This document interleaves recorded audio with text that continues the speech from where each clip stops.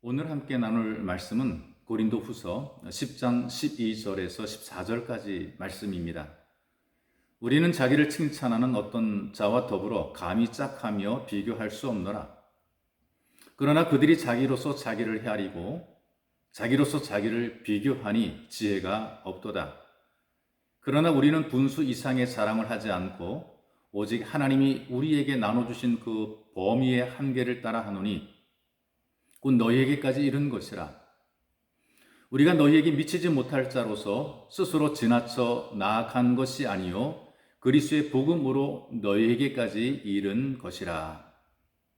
이 말씀으로 교만이라는 마음의 병, 이런 제목으로 말씀을 함께 관찰하려고 합니다.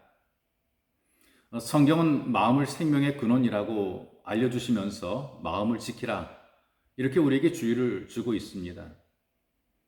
여러분, 우리가 인생을 살다 보게 되니 사람들은 이런저런 마음의 병들을 누구나 다 조금씩은 가지고 있는 것 같습니다. 여러분과 제가 사는 삶 현장은 과거에 비해서 물질적으로 윤택해지고 풍족한 삶을 사는 것이 사실입니다. 몸은 건강검진을 받아도 이상이 없을 정도로 건강합니다. 그럼에도 불구하고 우울감이 찾아오고 스트레스와 불안과 분노가 생기는 등 크고 작은 마음의 병들을 가지고 살아갑니다. 이런 여러 가지 약점들이 있음에도 불구하고 어떤 사람은 약점 때문에 무너지기도 하지만, 그러나 어떤 사람은 약점 때문에 더 크게 쓰임받는 사람들이 있어요. 여러 가지 약점이 많음에도 불구하고 크게 쓰임받았던 무디라고 하는 전도자가 있습니다.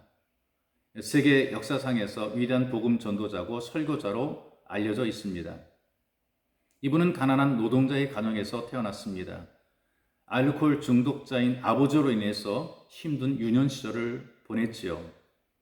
정규 교육을 받은 것은 초등학교가 전부입니다. 늘 외모는 허름한 복장으로 다녔지요. 그러나 마음속에는 뜨거운 열정이 있었습니다. 그래서 뜨거운 열정을 가지고 입학을 원했던 성경학교에 입학도 거절을 당할 정도로 그는 좌절을 맛본 사람입니다. 이유가 뭐냐 하면 기독교 교육이 미흡하고 학교 생활을 계속할 준비가 되어 있지 않다. 이런 이유로 원했던 성경학교도 입학이 거절당한 것입니다. 그리고 친구들에게 따돌림을 당했기 때문에 고독했습니다. 그러나 중요한 사실은 그 고독한 시간을 하나님께 드린 것이죠. 겸손한 마음으로 매일같이 기도를 드렸던 무디가 세계적으로 인정받는 전도자로 우뚝 서게 됩니다. 이 무디는 가장 큰 약점이 어떤 것이냐면 모국어인 영어를 잘 못하는 것입니다.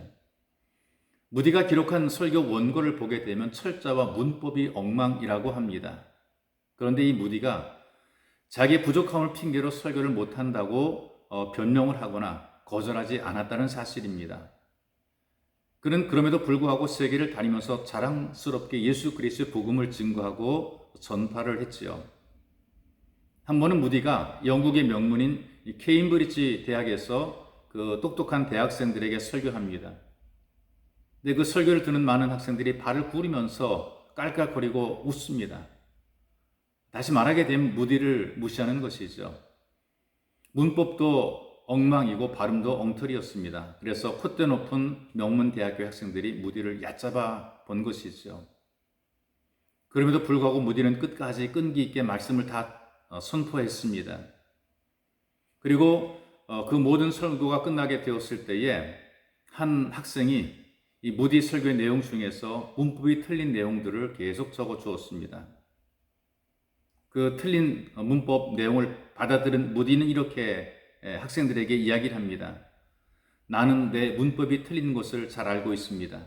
그러나 나는 내가 알고 있는 모든 문법을 하나님의 영광을 위해서 사용하고 있습니다. 학생은 잘 알고 있는 그 문법 실력으로 하나님께 영광을 돌리기 위해서 무슨 일을 하고 있습니까?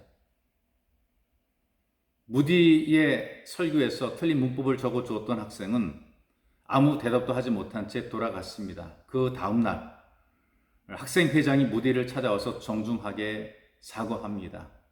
이 사건을 계기로 영국의 명문 케임브리지 대학에서 역사상 유례 없는 회개 운동이 일어나게 됐고, 학생들은 복음을 전하는 일에 자기들의 지식을 헌신하게 됩니다.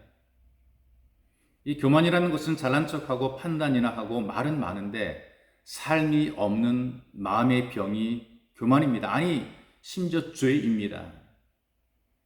겸손한 마음으로 모든 것을 내려놓고 여러분 자신을 하나님께서 사용하시는 삶이 되도록 들이시는 복이 있는 성도가 되시기를 주님의 이름으로 축복합니다.